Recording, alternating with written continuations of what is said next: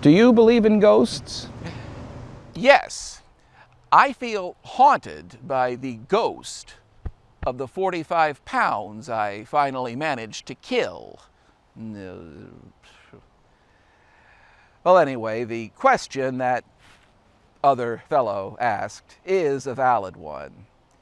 If at this moment you are at home, comfortably seated in front of your computer or television, then you might be inclined to say no. If, on the other hand, you are walking down a deserted street in the dead of night, flanked on either side by abandoned buildings and trees bereft of foliage, while staring down at your phone or tablet, then you might be inclined to say yes, as well as trip over your own feet. Well, whatever your answer, it's time once again to place your tongue squarely in your cheek and come along for the ride as MysteriousWV once again celebrates the paranormal.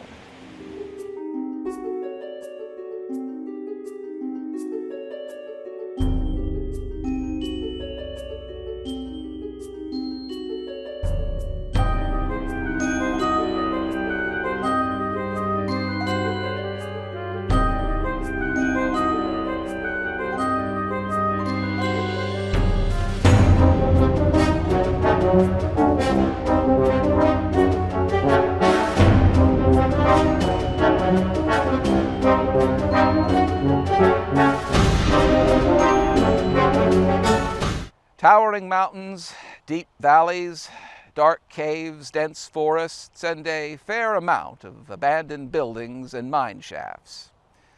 Is it any wonder that West Virginia can lay claim to such a rich history of folklore? However, most of these tales of ghosts, goblins, and things that go bump in the night long predate West Virginia.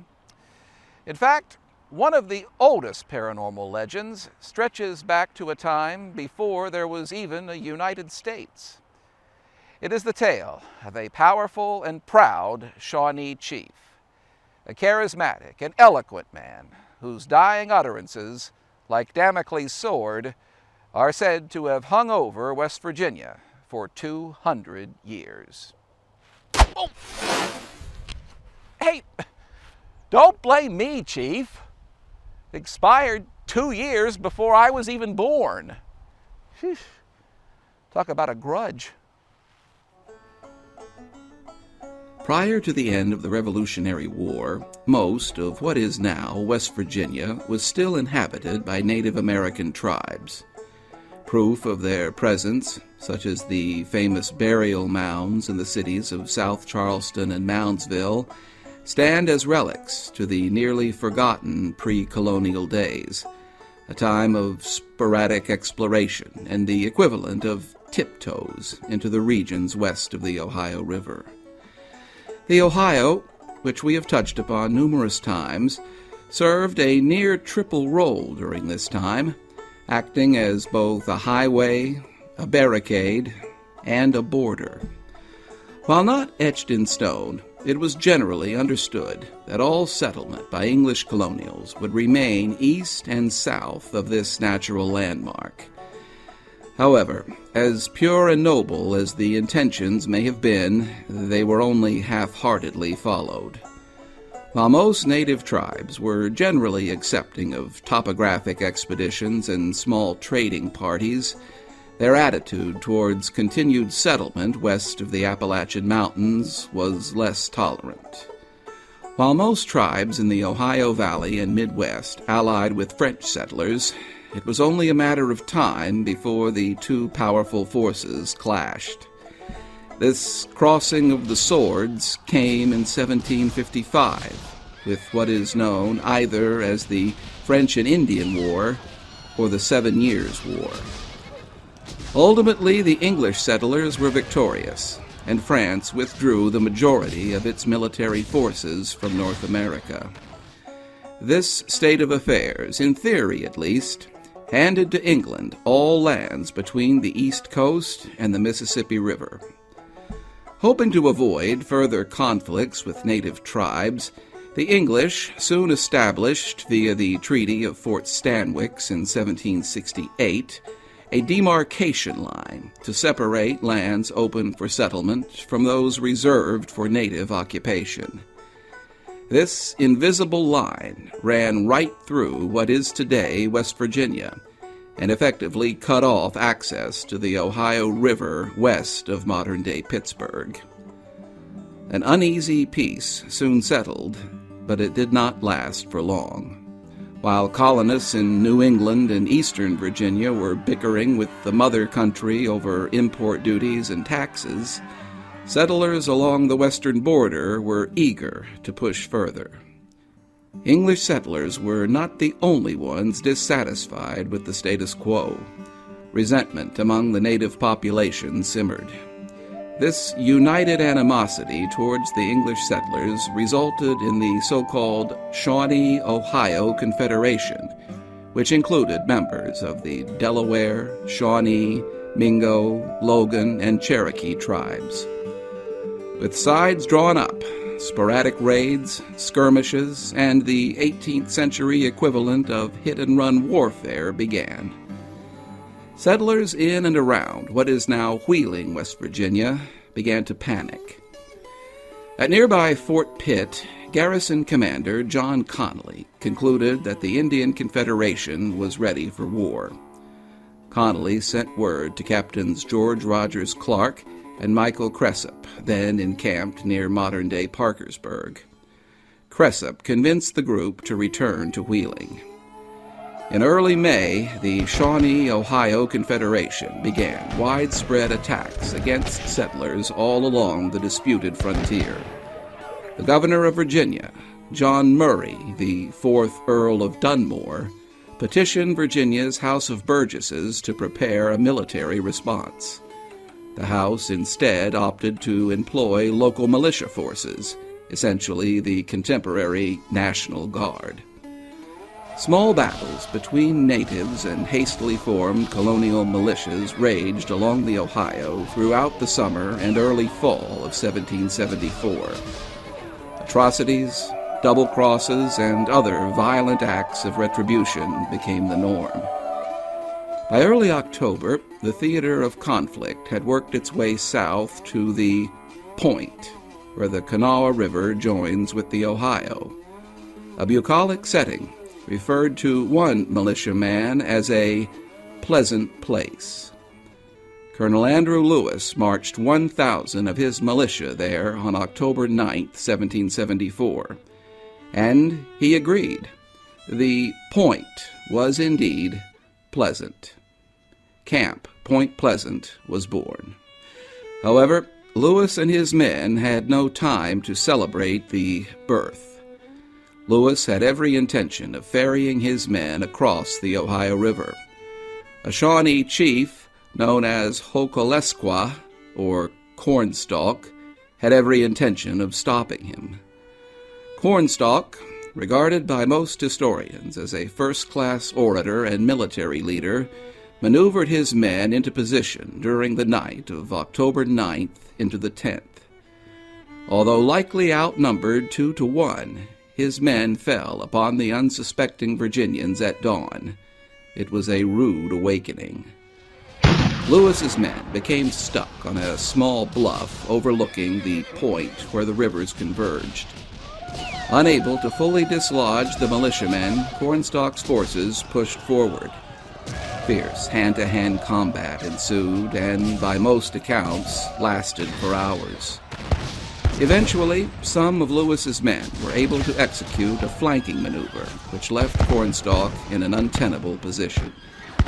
After a full day's fighting, he withdrew his men back across the Ohio. Both sides took casualties. Knowing any edge he previously held had now been lost, Chief Cornstalk sued for peace. 9 days later, both sides signed the Treaty of Camp Charlotte, ending hostilities. The Shawnee agreed to cease all harassment of English settlers and to halt all hunting south of the Ohio River. At Camp Point Pleasant, a permanent stockade known as Fort Blair was established. 2 years later, after the start of the Revolutionary War, the fort was renamed Fort Randolph in honor of Peyton Randolph, a former delegate to the Continental Congress. When hostilities broke out between Great Britain and the American colonies, Chief Cornstalk did his utmost to keep the Shawnee tribe as a whole neutral. In November of 1777, 2 Shawnee tribesmen visited Fort Randolph. The fort's commander, Lieutenant Matthew Arbuckle, detained the 2 men. Several days later, Chief Cornstalk's son, Elinipsko, called at the fort to see what had become of the 2 men. He, too, was detained. A couple of days later, Chief Cornstalk himself visited the fort to ask why his men were being held. He, too, was detained. Chief Cornstalk's timing could not have been worse. On November 11th, one of Lewis's militiamen stationed at Fort Randolph was killed by a band of natives. Although it was not confirmed that these Indians were Shawnee, the ire of the other militiamen at Fort Randolph skyrocketed. An angry mob of them stormed the brig where Cornstalk, his son, and the other 2 Shawnee were being held. Shots were fired, fists swung, and blood spilled. While likely embellished, accounts later stated that Chief Cornstalk briefly outlived his compatriots, and with his dying breath is said to have cursed all of Virginia. Nearly 150 years later, his last words were extrapolated for an outdoor stage play. "I came to the fort as your friend, and you murdered me. You have murdered by my side my young son. For this, may the curse of the Great Spirit rest upon this land. May it be blighted in its hopes. May the strength of its peoples be paralyzed by the stain of our blood." Whether or not these were his actual dying words is doubted by historians. However, contrary to some skeptics, the fact or idea of the curse was not invented for the 1921 dramatization. These newspaper articles prove conclusively that the notion of a dying breath curse was known at least as early as 1884. At the time, it was reported to have been a curse of 100 years. This was later revised, for reasons unknown, to 200 years. Jocularity aside, some have since concluded that the curse came with, for lack of a better phrase, a time-delayed fuse. With the exception of the Civil War, the years between 1777 and 1877 in the Virginias, particularly what is now West Virginia, was mostly peaceful and stable. Oddly enough, it was in the years just after the publication of these 1884 articles that West Virginia entered into periods of occasional violence and strife. Point Pleasant itself was perhaps the first casualty. On April 21st, 1890, an act of arson sparked a blaze which would go on to consume nearly half a block of structures. Only a fortuitous shift of the wind to the northeast prevented the entire town from being consumed. Damage was estimated at $25,000. Amazingly, no one was killed or even seriously injured. It was in 1906 and 1907, however, that West Virginia's luck seemed to entirely run out. On January 31st of 1906, a full acre of the city of St. Albans was leveled by an enormous holocaust. 35 buildings were consumed by the flames, resulting in over $100,000 worth of damage. Less than 2 weeks later, on February 13th, it happened again. This time, the flames consumed another block of homes and businesses. Damage was estimated at over $60,000. In 14 short days, the business district of St. Albans was unrecognizable. Mercifully, there were no casualties. 20 months later, and nearly 100 miles away, the state was once again rocked by tragedy. In the small mining town of Monongah, mines number 6 and 8 of the Fairmont Coal Company exploded. 362 miners were killed, the highest number of deaths in a single day since the Civil War. Labor unrest and economic instability led to virtual states of war in 1912 along Paint Creek and in the southern coal fields in 1921. Harkening back to Dunmore's War, the National Guard eventually had to be called in to end the violence. Dozens were killed, and West Virginia's national reputation suffered 2 serious black eyes. In 1953, an almost unnoticed clause in a strike-ending union contract would lead to near economic collapse. The clause, which allowed mining companies to move forward with mechanization, would, by 1960, lead to job losses for more than 50% of West Virginia's mining force. In less than 7 years, the state's largest organized labor force was more than cut in half. The blight and poverty which followed was so great that it contributed substantially to President Lyndon Johnson's War on Poverty. The economic damage was horrendous, but the blow to West Virginia's national image was so massive that even today its residents struggle to escape the stereotype of the poor mountaineer. Finally, on December 15, 1967, what many consider the final curtain of Chief Cornstalk's curse fell. Appropriately, perhaps inevitably, it fell upon Point Pleasant. By now, the story is quite well known the world over.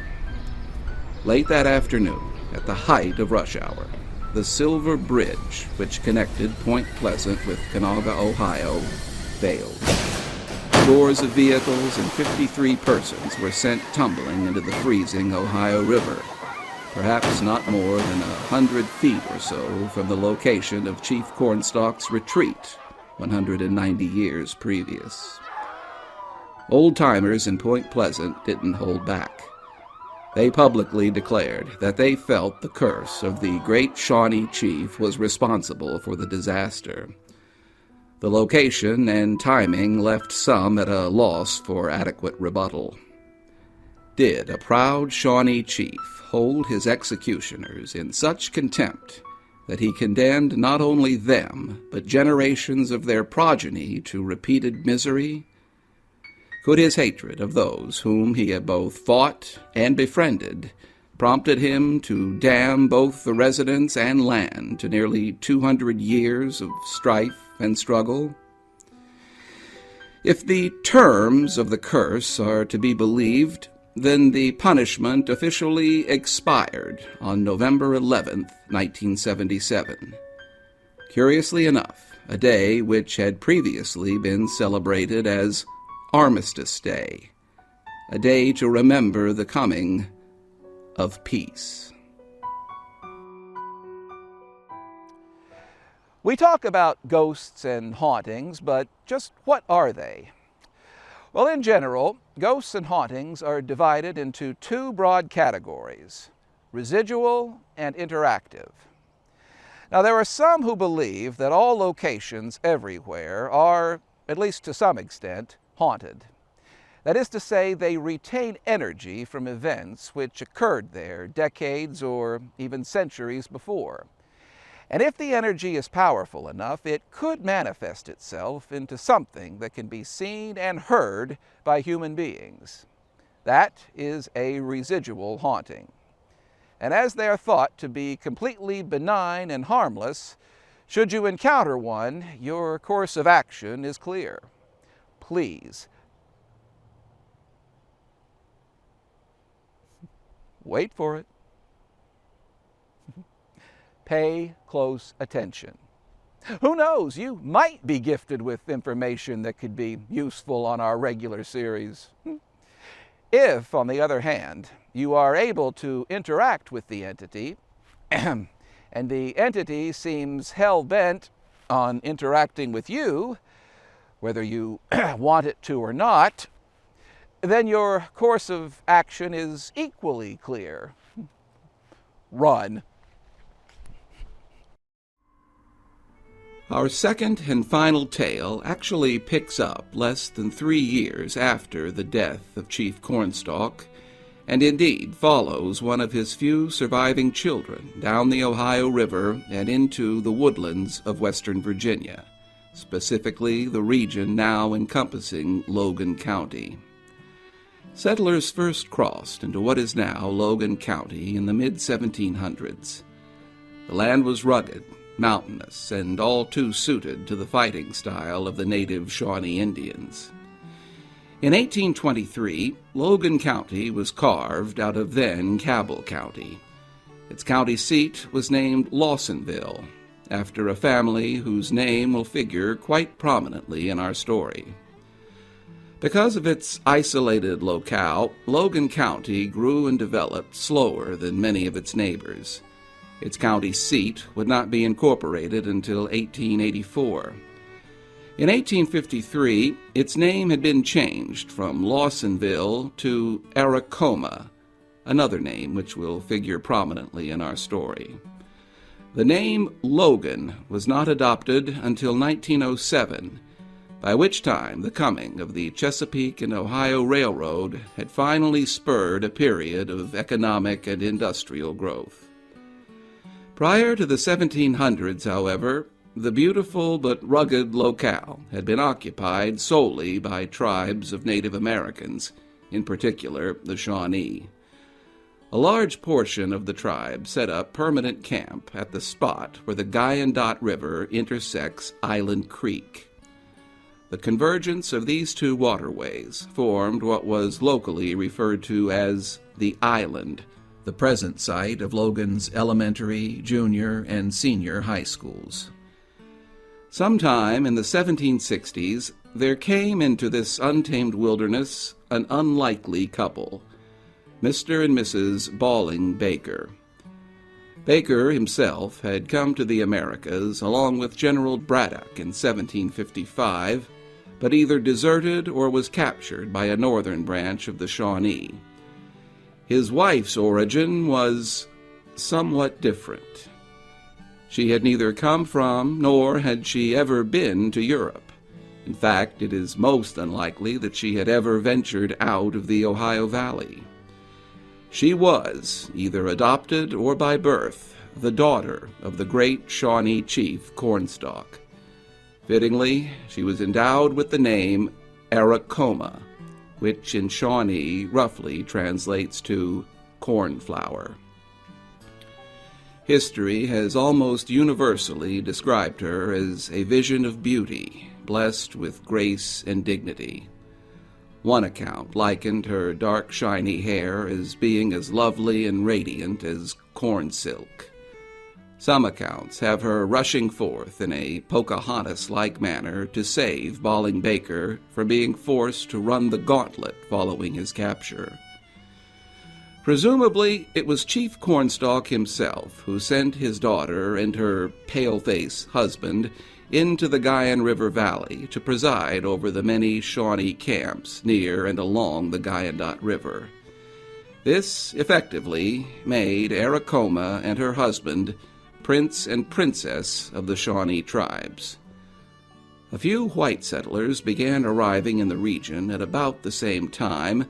However, most records indicate no toils or strife until 1776. That year, a devastating plague, possibly cholera, swept through the region, claiming the lives of many of the Shawnee, including all of the children born to Balling Baker and Aracoma. With their numbers weakened, spirits broken, and their very existence on the line, it seemed only a matter of time before they would come to blows with the nearby settlers. History tells us that it was Balling Baker himself who made the first move. Sometime in the spring of 1780, Baker made his way to an English settlement along the Bluestone River. Feigning mistreatment and near death at the hands of Indians in Ohio, Baker was welcomed into the settlement. Baker, however, was not interested in making new friends. For several days he cased the encampment, familiarizing himself with the settlers' routines, and one stormy night, when the lot of them were asleep, he, along with several other Shawnee braves, stealthily absconded with every single horse in the camp. Realizing the next day that they had been double-crossed, the settlers sent a runner to Montgomery to alert the Montgomery County Sheriff, Colonel William Ingalls. Ingalls formed a posse of men who immediately made for Aracoma's camp on the island. It was a massacre.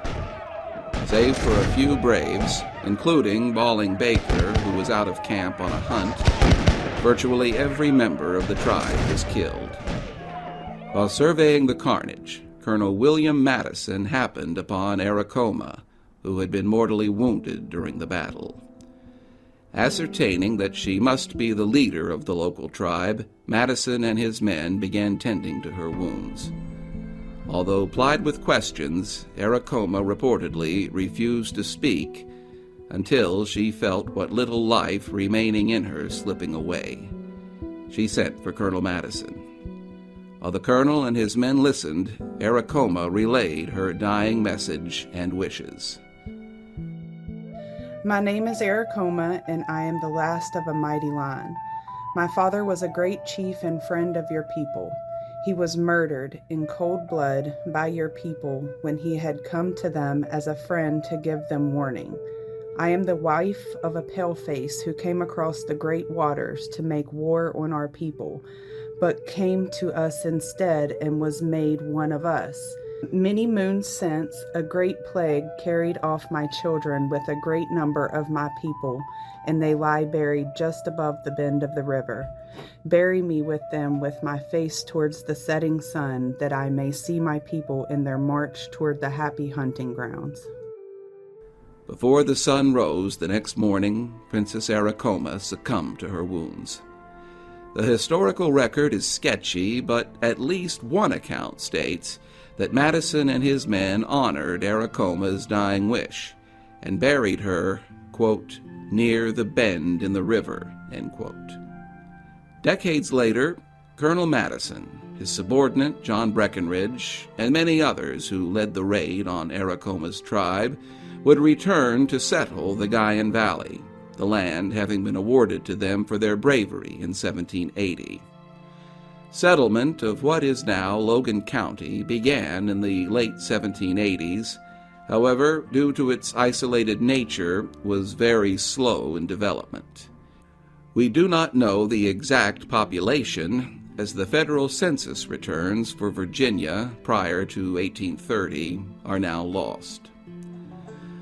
One man who was late in coming to the region was a transplanted Englishman named Anthony Lawson. Again, we do not know just when Lawson arrived in the Guyan Valley. We do know that he was present when the county of Logan was organized in May of 1824. The first county seat of the newly created Logan County was actually called Lawsonville until 1853. Anthony Lawson brought with him his wife, Anne, and their 4 sons. Lawson took a keen interest in the affairs of Logan County and set himself up as a trader in furs and ginseng, endeavors which are reported to have been extremely profitable. He erected an impressive residence on the current location of the C&O depot. Anthony and Anne Lawson would reside there for the rest of their lives. While the use of slaves west of the Appalachian Mountains was uncommon, Anthony Lawson became one of the few residents of Logan County who chose to make use of the institution. Just what labors they performed is not known, though it seems likely that most of them would have been engaged in household and stable duties. The federal census of 1840 lists the total number of slaves owned by Anthony Lawson as 3. Anthony Lawson's life came to an abrupt end on May 20th, 1847, when he was struck down by cholera. He had died whilst returning home from a business trip to Philadelphia, facts confirmed by this obituary from the Richmond Whig of June 17, 1847. He was laid to rest in the Guyandotte Cemetery in present-day Cabell County, just east of Huntington. Befitting his notoriety and status, his resting place was delineated by a large stone marker and enclosed by an impressive iron fence. Anthony's death was a great blow to his wife, Anne. She continued to reside in the family home, though it now felt decidedly empty. Sadly, Anne would not long outlive her husband. Late on the cold night of December 27, 1847, Anne Lawson was struck in the head by an iron poker, wielded by one of her slaves, a man known only as Bill. Anne Lawson died that night. The exact circumstances which led to her death at Bill's hand are fuzzy. An account in the Lawson family's printed genealogy, which draws heavily on a diary kept by one of Anthony's sons, states that Bill, along with another slave named Hardin, had killed her in the hopes that after her death they would gain their freedom, a promise Anthony Lawson had reportedly written into his will. Other accounts state that the death was an accident, the result of Bill having been roused by Anne from a drunken slumber and lashing out with the first implement he could grab. Bill and Hardin fled, but were quickly apprehended. The incident made headlines around the nation. Its gruesome details spread quickly by the recently invented telegraph. According to one of these dispatches, Bill, who had taken his master's surname, Lawson, had confessed to Anne's death. If the Lawsons' diary and this 1923 article are to be believed, then vigilante justice did not rule the day, at least not in this instance. Bill was apprehended, brought to trial, his confession heard, and sentence carried out. Bill, however, received no reduced sentence for his confession. He was, as the formal language of the time would have stated, hanged from the neck until dead from a tree on the lawn of the modest courthouse. His burial was reportedly less than dignified, one account stating he was unceremoniously dumped into a shallow hole in a manner more befitting a dead dog. Sadly, owing to a string of devastating courthouse fires, which effectively eradicated all county and city records prior to 1863, the official account of the incident has been forever lost. Fortunately, the incident was not one to be soon forgotten, and the proverbial old-timers of Logan would share their memories of the incident in later years. Anne Lawson was buried in the old Logan City Cemetery.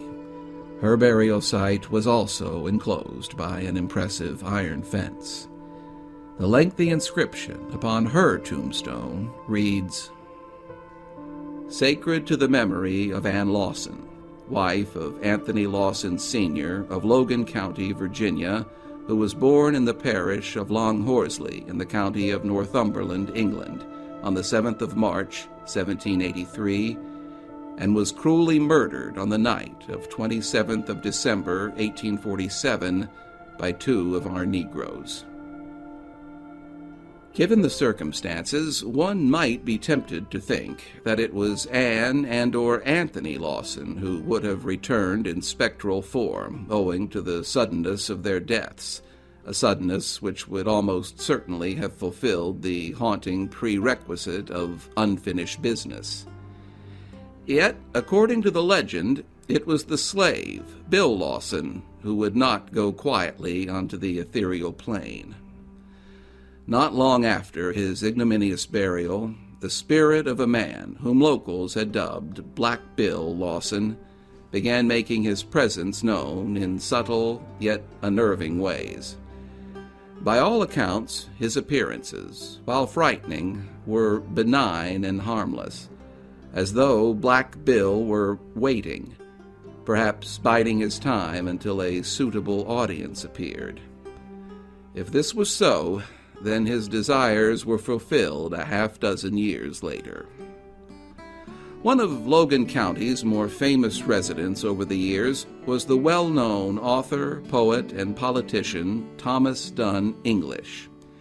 English, who had previously resided in Philadelphia, gained international fame with the publication of his poem Ben Bolt in 1842, followed by a notorious printed-word feud with Edgar Allan Poe in 1846. English came to Logan County around 1850, reportedly to take advantage of the embryonic coal market.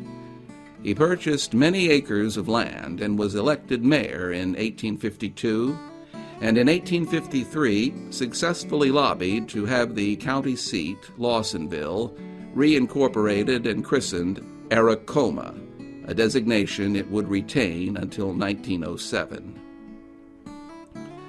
By all accounts, Thomas English virtually fell in love with the Guyan Valley, penning several new works to promote and immortalize the beauty he saw there.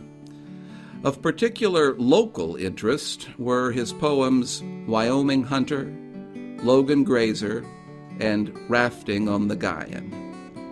English apparently also took an interest in the history and folklore of the region, taking time to hear many of the longtime residents spin their yarns of yesteryear, likely encouraged by spirits of another form.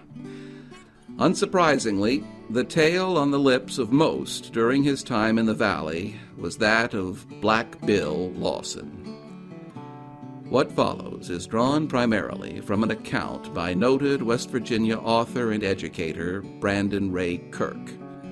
According to Kirk, the tale was but a small part of a larger manuscript found among the papers of Montmorency Sneerlip Snaggs, Esquire, a reported pseudonym used by English in 1838 for his composition Zephaniah Doolittle. Sometime around the year 1853, English was invited to a soiree, or frolic, at the home of an influential county official named William Stratton. Many of the other elder and influential members of the small but tight-knit community were also to be present. Following a large meal and an unknown amount of alcohol, the assembled gentlemen gathered around for a general evening of talk and stories. As always, English was particularly interested in tales concerning Logan's history, folklore, and paranormal legends. The story of Aracoma and her death at the hands of Colonel Madison's men naturally came up, though the orator who related the tale added a small yet significant detail. Contrary to what had become the generally accepted narrative, this teller of tales revealed that the Shawnee princess may not have been buried in keeping with her dying wish. Stratton and several others chimed in, each relating how they had come across numerous Native American remains whilst digging basements and tilling the soil. Even Anthony Lawson's son, Anthony Jr., recalled having unearthed numerous native artifacts and skeletal remains whenever he disturbed the earth. English was undoubtedly unnerved, but also intensely interested, for it sounded to him as though the entire community had been built upon an extensive Shawnee burial site. Inevitably, the story of Ann Lawson's murder and the hanging of Bill Lawson came up, even though some of those present felt it to be in poor taste, given that Anthony Jr. and other family members were present. Whether or not the Lawsons objected to this latest rehash of their not-too-distant tragedy is not known. What is known is that by the time the hands of the clock were approaching midnight, Thomas English was not only filled with dinner and spirits, but with newly conjured images of Bill Lawson's death. English left Stratton's home and began the walk back to his residence. His route took him through what was then the business district of Aracoma, an area which consisted of about 5 or 6 homes and buildings, one of which was the courthouse where Bill Lawson met his maker. As you might expect, Thomas English had some difficulty in shaking the many tales of the evening from his mind. Murders, Indian raids, phantoms, and disinterred corpses could not have mixed well with the primitive village in the dead of night. As he approached the modest courthouse, he spied the large elm from which Bill Lawson had once swung. The words of the evening's tales still echoed in his mind as he passed. Feeling uneasy, and hoping that some more walking might clear his head, English passed his own residence and continued on.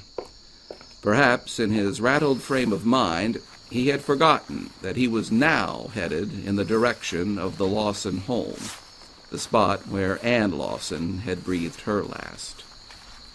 His imagination perhaps getting the best of him, English, for a moment, thought he could make out the outline of a woman in one of the upper windows. Images of what the scene of the crime must have looked like flooded his mind. An instant later, a rattling or rustling of some kind snapped him back to what was left of his senses. He glanced down at the home's spacious yard and was just barely able to make out the dim outline of a well-built man standing near the whitewashed picket fence. Apparently struck dumb and frozen in his tracks, English called out to the figure, asking who he was. Silence was the only reply. Thomas English didn't dare move. However, the darkened figure of the man did. Slowly but steadily, it began walking, or rather gliding, towards him. His curiosity more than satiated, Thomas English turned around and began quick-stepping back towards his own home. Curiously, however fast he moved, the mysterious figure seemed to keep pace with, but make no attempt to overtake him. As English neared his home, he turned around to once more face his pursuer. The clouds above momentarily parted and allowed the moon's light to shine through. The bluish light fell upon the dark figure, revealing him, or it, to be a black male clad in scraps of clothing and with a neck bent in a most unnatural way. Thomas English bolted and ran the last few yards to his property. Stopping at the gate, he turned one last time, only to find that the man had vanished. Thomas English then did what any other brave soul would do under the circumstances. He ran into his home and hid under the bedsheets. This, however, availed him little. After remaining hidden under his sheets for a time, English finally mustered up enough courage to look out and about his bedroom. Standing in a far corner, once again illuminated by the moonlight, was the same figure as before. Thomas English lay still. The man also remained still, save for his lips, which gave the appearance of speaking, yet no voice could be heard. Whoever or whatever the thing was, somehow conjured up an image for Thomas English to view. Just what did he see? The lifeless body of Bill Lawson, slowly swaying in the breeze, the noose still tight around his broken neck. A neck curiously bent in the same grisly manner as his spectral visitor. English had seen and heard enough. He jolted to one side and quickly lit a candle on his nightstand. For whatever reason, the appearance of the flame caused the apparition to disappear. Now wide awake, and feeling he was likely to remain so, Thomas English did what came natural to him. He walked to his desk, took pen and paper in hand, and began composing an eerie yet colorful narrative of his experience.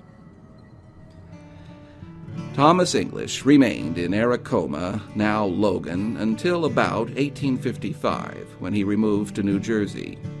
The legends of Aracoma and Bill Lawson remain behind. English would go on to have a successful career in both literature and politics, though his dream of founding a coal empire in the wilds of West Virginia never materialized. As far as we know, he never returned to Logan County, though the fact of his having lived there, for however short a time, has never been forgotten.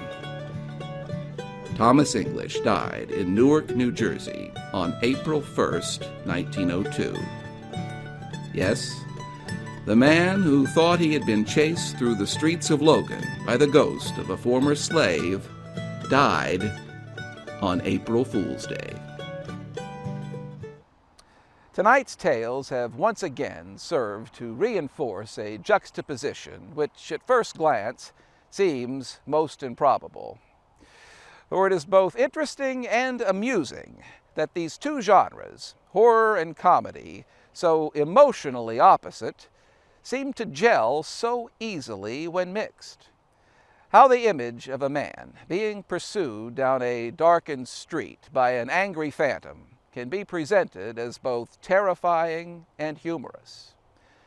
Terror and danger, transformed in the mind into humor and absurdity.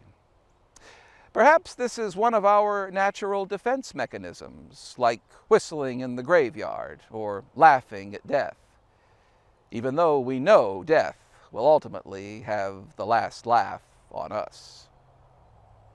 And on that nice, uplifting note, I guess it's time to say goodnight, Dick. Good night, everyone, and I hope you enjoyed this year's Paranormal Special half as much as I enjoyed bringing it to you. Actually, I'd prefer if you enjoyed it twice as much as I did, but with material like this, I mean, what can you expect? You know, you make the best of what you're given, even if it does smell like it just crawled out of its own grave. Yeah, no, I've had it. I have had it. Look, some of these jokes would give Methuselah a run for his money. I mean, it's like a bad combination of George Burns and Dick Cavett. Now look, I pour my heart and soul into the...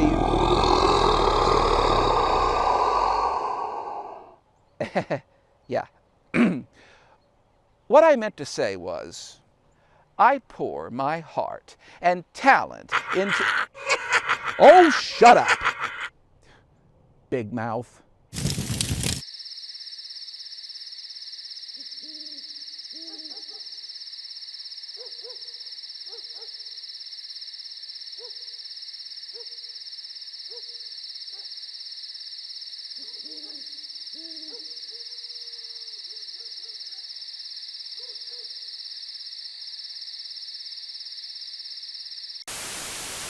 Stay tuned now for Sermonette, coming up next here on WMYST. Stated they will detonate the atomic device in 1 hour unless their demands are met. We'll have the complete story as well as the location of the atomic device right after this word from our sponsor. Has the taste you never get tired of. So remember, like the national motto of Colombia, things go better with Coke.